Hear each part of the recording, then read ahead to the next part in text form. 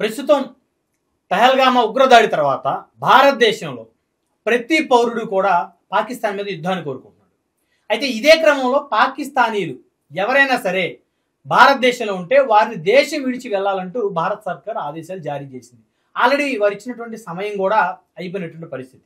అయితే ఇప్పుడు అసలు దేశంలోకి పాకిస్తానీలు వారితో పాటు బంగ్లాదేశీలు ఏ విధంగా వస్తున్నారు? అయితే వీసా మీద వచ్చేవారు కొంతమంది ఉన్నారు, అక్రమంగా వచ్చేవారి సంఖ్య రోజు రోజుకి పెరిగిపోతా ఉంది. అందులోనూ ప్రధానంగా పాకిస్తానీలతో పాటు బంగ్లాదేశీలు కూడా భారతదేశంలో అనేక ప్రాంతాల్లో అంటే వెస్ట్ బెంగాల్ బోర్డర్ నుంచి వచ్చేస్తా ఉన్నారు, కలకత్తాలో స్థిరపడతా ఉన్నారు, ముంబైలో స్థిరపడతా ఉన్నారు, ఇంకా ప్రధానంగా చెప్పండి హైదరాబాద్లో కూడా ఈ బంగ్లాదేశీలు ఉన్నారు. సో బంగ్లాదేశీలకి నార్సింగ్ మున్సిపాలిటీకి చెందినటువంటి ఒక అవుట్ సోర్సింగ్ ఉద్యోగి వారికి identity cards, birth certificate, Aadhaar card, voter ID డబ్బులు తీసుకుని మరీ ఇచ్చిన పరిస్థితి ఉంది.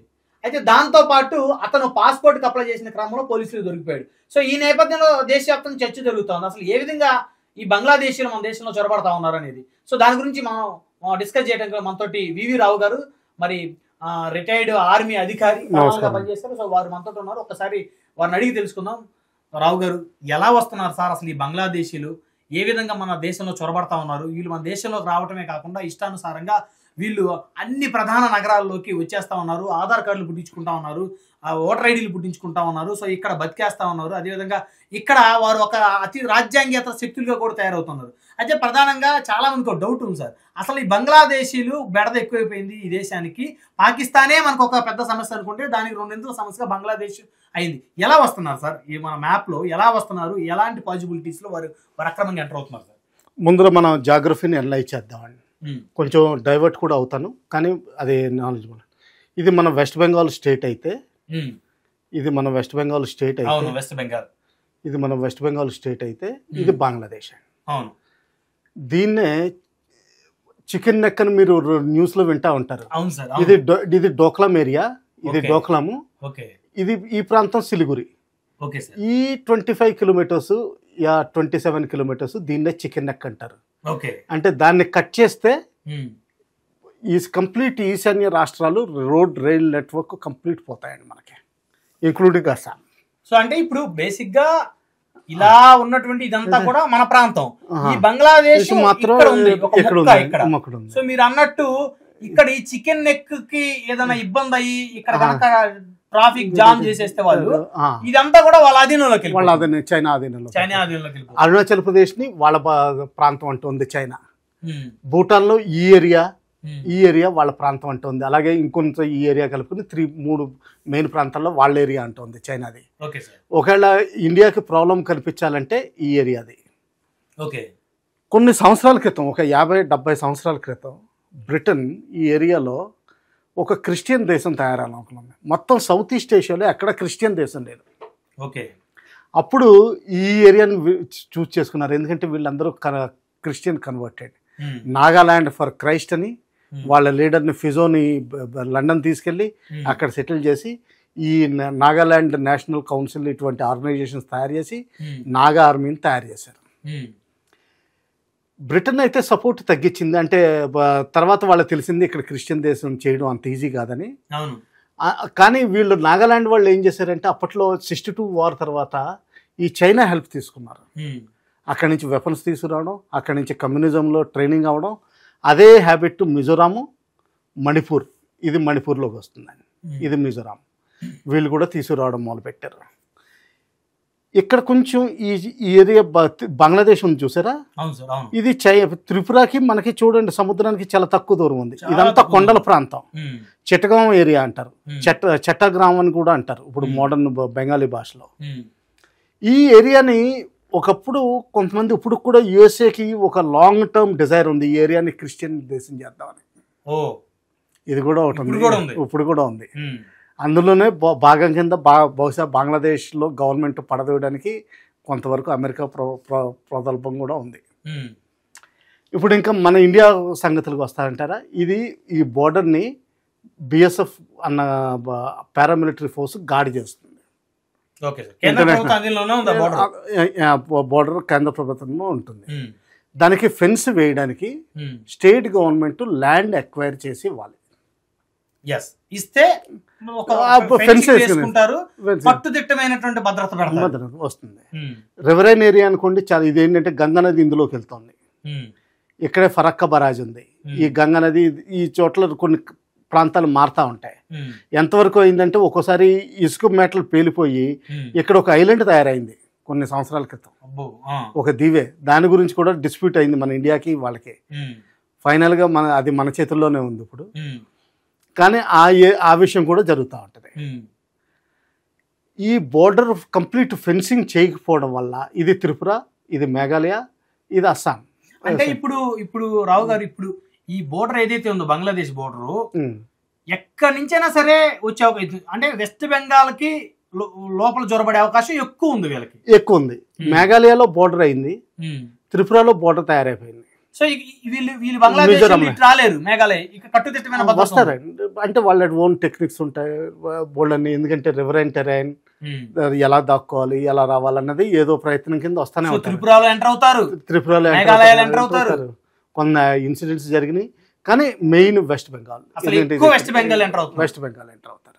కారణం ఇక్కడ ఫినిషింగ్ లేకపోవడం, ల్యాండ్ ఎక్వైర్ చేసి బిఎస్ఎఫ్కి ఇవ్వకపోవడం. తర్వాత మూడోది ఏంటంటే కొంతవరకు పొలిటికల్ సపోర్ట్ ఏంటంటే బేసికలీ ఓట్స్ ఎక్కువ వస్తాయన్న అందాజాతోటి వీళ్ళన్నీ చిన్న చూపు చేయడం జరుగుతుంది. తర్వాత ఇంకోటి కూడా కొంచెం మనం ఆలోచించుకోవచ్చు.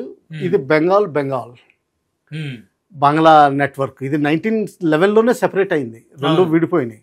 బ్రిటిష్ వాళ్ళు 1907లో పార్టీషన్ ఆఫ్ బెంగాల్ అంటారు.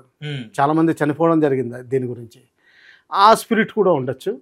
తర్వాత ఇంకోటి ఏంటంటే ఇక్కడ ప్రజలకి కాస్త కల్చర్ సేమ్ అండి. అందరూ చీరలు కట్టుకుంటారు, బెంగాలీ మాట్లాడతారు.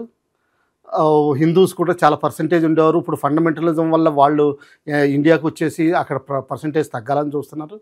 లేకపోతే ఏంటంటే దాదాపు ఇక్కడికి అక్కడికి ప్రజల్లో తేడా ఏం కనిపించదండి. లేదు కాబట్టి వీళ్ళు వచ్చినా కూడా పెద్దగా పౌరులు. సో వీళ్ళు ఇక్కడికి వస్తే వచ్చారు సార్ వెస్ట్ బెంగాల్ నుంచి. ఇక్కడ నుంచి అన్ని ప్రాంతాలు వెళ్ళిపోయి వారి ఇష్టానుసారంగా చేస్తున్న పరిస్థితి. అసలు ఇక్కడ రావటమే తప్పు. ఇక్కడే మనం, ఎందుకంటే మరి దేశం విడిపోయిన తర్వాత అసలు రాకూడదు కదా సార్. ఒకవేళ వాళ్ళ కల్చర్లు సేమ్ అయినప్పటికీ, ఒకప్పుడు వారు కలిసిమెలిసి ఉన్నప్పటికీ వారికి బంధుత్వాలు కూడా ఉండే ఉంటాయి కదా సార్. ఇది మనం హ్యూమానిటేరియన్ యాంగిల్లో చూద్దామండి. అంటే మన కంట్రీ యాంగిల్, నేషనలిస్ట్ యాంగిల్లో కాకుండా హ్యూమానిటేరియన్ యాంగిల్. ఎక్కడైతే అన్ఎంప్లాయ్మెంట్, పోవర్టీ ఎక్కడున్నాయో ఆఫ్రికా దేశాలే మొత్తం అంతా బోట్స్లో సగం మంది చనిపోతున్నారు కూడా సముద్రంలో. డెడ్ బాడీస్ కూడా దొరకట్లేదు కొంతమంది. వాళ్ళందరూ యూరోప్ వెళ్ళిపోతున్నారు. కానీ ఈ మతపరమైనది ఎప్పుడు చేస్తున్నారో అప్పుడు ప్రాబ్లం వస్తుంది. నిజంగా ఒకవేళ ఒకటి ఆలోచించండి, అఖండ భారత్ ఉండుంటే బంగ్లాదేశ్ మన దేశంలోనే ఉండేది, పాకిస్తాన్ కూడా మన దేశంలోనే ఉండేది. మరి వీళ్ళందరికీ ఎంప్లాయ్మెంట్ చూపించాల్సిన బాధ్యత మనదే ఉండేది. ఎక్కడైనా ఫ్రీగా తిరగలిగే అవకాశం అది ప్రాబ్లం లేదు మనకి. ఇంతకీ నేను అంటానండి, దాదాపు 1 కోటి మంది పైగా బంగ్లాదేశీలు ఇండియాలో ఉన్నారు. స్టిల్ అధికారికంగా కాదు, అన్అఫీషియల్ గా వచ్చారు. లోకల్ కౌన్సిలర్లు వీళ్ళందరూ ఏంటంటే ఓటర్స్ ఐడి చేసేస్తారు. తర్వాత వారికి ఓటర్ ఐడి చేసి ఓటు బ్యాంకు. తర్వాత ఏంటంటే చాలా మంది పల్లెటూరులో ఎలక్ట్రిసిటీ బిల్లు కట్టరు, చోరీ చేస్తారు. వీళ్ళు ఏంటంటే చోరీ చేయకుండా ఎలక్ట్రిసిటీ మీటర్ పెట్టించుకుని బిల్లు కడతారు. ఎవరు? ఇటువంటి బంగ్లాదేశీస్. ఓకే. ఎందుకంటే మీకు ప్రూఫ్ దొరుకుతుంది. నేను ఇన్ని సంవత్సరాల నుంచి నేను ఇల్లుకి అద్దెకుండి నేను కరెంట్ ఫీజు కూడా కడుతున్నాను చూడండి అని. అంటే వాడి యొక్క భద్రత దృష్ట్యా వాడు డాక్యుమెంటేషన్ చేసుకున్నాడు. పాన్ కార్డుకి ఫస్ట్ అప్లై చేసేస్తాడు, ఓటర్ కార్డుకి ఐడెంటిఫై చేసేస్తాడు. అలాగే స్కూల్లో సర్టిఫికేట్ ఎలాగోలని తీసుకోవాలని చూస్తారు. అందరినీ స్కూల్లో జాయిన్ చేస్తారు. ప్రాబ్లం ఎక్కడ వస్తుందంటే మామూలుగా వస్తుంటే పెద్ద ప్రాబ్లం లేదు. ఎప్పుడైతే రిలీజియస్ గ్రౌండ్ మీద హిందువులతోటి దెబ్బలాడడం కానీ ఇది కానీ చేయడంతో అక్కడే ప్రాబ్లం వస్తుంది. సార్ ఇక్కడ నేను పర్సనల్గా కొంత ఎంక్వైరీ చేసుకుంటే నాకున్న సమాచారం, మొన్న వెస్ట్ బెంగాల్లో జరిగినటువంటి అల్లర్లలో ఈ బంగ్లాదేశ్ నుంచి వచ్చినటువంటి వాళ్ళు కూడా పాత్ర పోషించారు హిందువుల మీద దాడి చేయటం అనేది నాకున్నటువంటి ఒక సమాచారం. అంటే బంగ్లాదేశ్ నుంచి వచ్చి వెళ్ళిపోలేదండి, ఆల్రెడీ ఇక్కడికి వచ్చేసి ఉన్నారు వాళ్ళు. అది జరుగుతుందండి, అది పాజిబిలిటీ. ఇప్పుడు అదే కదా, ఇప్పుడు మన దేశంలో చొరబట్టమే తప్పు, మన తిండి తింటూ, మన గాలి పీలుస్తూ, మన నీళ్లు తాగుతూ మన దేశ పౌరుల మీదే వీరు తిరగబడే పరిస్థితి కానీ మనం కూడా మన స్థలం ఇవ్వకుండా పటిష్టం కూడా చేసుకోవట్లేదు కదా, చేసుకోవట్లేదు. కారణం ఇక్కడ ప్రభుత్వాల మీద కూడా దేశవ్యాప్తంగా ఒక అసంతృప్తి వ్యక్తం అవుతుంది సార్. ఎందుకంటే మమతా బెనర్జీ గారి ప్రభుత్వం మీద ఒక అసంతృప్తి వ్యక్తం. నేను పాలిటిక్స్ లోకి ఇన్వాల్వ్ అవును, పేర్లు తీసుకోను, కానీ అది ఉందండి, అది ఎక్కడైనా అలాగే ఇదే పరిస్థితి ఢిల్లీలో కూడా ఉందండి. అంతకుముందు వేరే గవర్నమెంట్ ఉన్నప్పుడు అటువంటి ఎంకరేజ్మెంట్ జరిగింది. అలాగే వాళ్ళకి ఇళ్ల స్థలాలు ఇవ్వడం, తర్వాత ఇంకా చెప్పాలంటే షాదీ ముబారక్ అనేది పెళ్లి చేసుకున్నందుకు కూడా డబ్బులు ఇవ్వడం, ఇటువంటివన్నీ జరుగుతున్నాయి. సో ఇవన్నీ కట్టడి చేస్తేనే. సో మొత్తానికి ఎప్పటికైనా సరే ప్రమాదం. ఈ బోర్డర్ల దగ్గర ఈ వెస్ట్ బెంగాల్ ప్రభుత్వం స్థలాన్ని కేటాయించాలి, ఇక్కడ ఒక సెక్యూరిటీ బలంగా ఏర్పాటు చేయాలి, ఫినిషింగ్ చేయాలి. అంటే బోర్డర్ల దగ్గర ఫినిషింగ్ ఉంటుంది కదా సార్, కట్టుదిట్టంగా గోడలు కట్టడం, మధ్యలో పోల్స్ పెట్టడం, అదే ఫెన్సింగ్ అంటే ఫెన్సింగ్. ఆ ఫెన్సింగ్ లేదు కదా సార్ వెస్ట్ బెంగాల్ కి? ఉంది, చాలా వరకు ఉంది. ఇది దాదాపు మాల్డా డిస్ట్రిక్ట్ పడుతుంది, ఇది ముర్షిదాబాద్ డిస్ట్రిక్ట్, ఇది సౌత్ దినాజ్పూర్, నార్త్ దినాజ్పూర్. ఈ డిస్ట్రిక్ట్స్ లో ఏంటంటే ఫెన్సింగ్ లేదు పూర్తిగా. ఇంకేముంది సార్, అక్కడి నుంచి వచ్చేస్తారు. అంతకుముందు ఏంటంటే మన ఇండియన్ ఎంక్లేవ్స్ ఉండే, కొన్ని విలేజెస్ అటైపు ఉండే, కొన్ని విలేజెస్ బంగ్లాదేశ్ విలేజెస్ ఇటైపు ఉండే. అగ్రిమెంట్ తర్వాత వాళ్ళని మార్పిడి చేసి అంత సెటిల్మెంట్ చేయడం జరిగింది, సెటిల్మెంట్ అయిపోయింది. ఇప్పుడు ప్రస్తుతానికి ఇండియా బంగ్లాదేశ్ కి ప్రాబ్లమ్స్, అటువంటి ల్యాండ్ విలేజెస్ అటువంటి ప్రాబ్లమ్స్ ఏమి లేవు, కానీ ఫెన్సింగ్ ఇంకా రావాల్సింది ఉంది. సో ఇప్పుడు చికెన్ నెక్ ఉంది కదా సార్, ఇప్పుడు ఈ చికెన్ నెక్ కనుక మనం ఒకసారి చూస్తే ఇదే కదా సార్, ఇది డోక్లాం, ఇది చైనాది. ఇక్కడ వరకు చైనా లీగల్ గా ఉంది. సరే ఇది ఇక్కడ వరకు చైనా వస్తుంది. ఈ ఏరియాని బ్రిడ్జ్ చేయాలంతే వాళ్ళు. సో కాబట్టి మనం ఇక్కడ కొంచెం పటిష్టమైనటువంటి భద్రత మనం ఏర్పాటు చేసుకోవాల్సిన అవసరం ఉంది కదా సార్. ఇది వేరే దేశం అండి భూటాన్. ఇది సిక్కిం మన దేశమే కానీ చిన్న రాష్ట్రం, ఇక్కడేం పెద్ద లేదు. ఇదంతా ఆర్మీ మ్యాన్ చేస్తుందండి, అదేం ప్రాబ్లం లేదు. కాదేంటంటే మనకు వచ్చే అవకాశాలు తక్కువేనండి, బాగానే ఉంది, అదేం ప్రాబ్లం లేదు. బ్లాక్ చేసే కాదండి, మొన్న యూనస్ చైనా వెళ్ళినప్పుడు ఒక స్టేట్మెంట్ ఇచ్చాడు, ఈ 7 రాష్ట్రాలకి సముద్రం నా దగ్గర నుంచే వెళ్ళాలని. అసలు ఎందుకు ఇచ్చాడు, అసలు ఎవరు అడిగారు, ఇదంతా చూస్తే ఏంటంటే బేసికలీ మనకు అర్థమైంది ఏంటంటే చైనా వాళ్ళ దగ్గర నుంచి డబ్బులు అడుక్కోవడానికి వాళ్ళ దగ్గర ఏంటంటే సార్ మీకు హెల్ప్ చేస్తాను ఎప్పుడైనా సరే అని చెప్తున్నాడు అనమాట. చైనా ఈ టైప్ వచ్చి కట్ చేయడానికి, ఇండియాని సెపరేట్ చేయడానికి. సో ఆ భయం ఏమన్నా ఇక్కడ ప్రజల్లో ఉందా సార్? మేఘాలయ ప్రజల్లో, మణిపూర్ ప్రజల్లో, అస్సాం ప్రజల్లో ఉందండి. ఇది చికెన్ నెక్ ఇప్పుడు మనం ఎప్పుడైనా కట్ అయితే, అందుకని డోక్లాం మీద మనం అయితే చైనా వాడు ఇది ఆక్యుపై చేసే అవకాశం ఉంటుందా సార్? అరుణాచల్ ప్రదేశ్ వాడిది అంటున్నాడు కదా. సో కాబట్టి ఇక్కడ పటిష్టమైన భద్రత ఉండాలి, మనకి ఉండాలి. ఉందా సార్? అయితే ఉంది.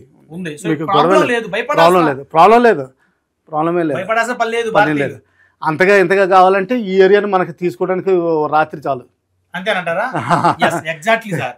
ఇక్కడ మనం ఇలా కట్ చేసేస్తే ఇది మనకి సెక్యూరిటీ స్పేస్ పెరిగిపోతుంది. ఒకవేళ బంగ్లాదేశ్ ఎక్కువ మాట్లాడితే తీసేయచ్చు. థ్యాంక్ యూ వెరీ మచ్ రావు గారు. నమస్తే అండి.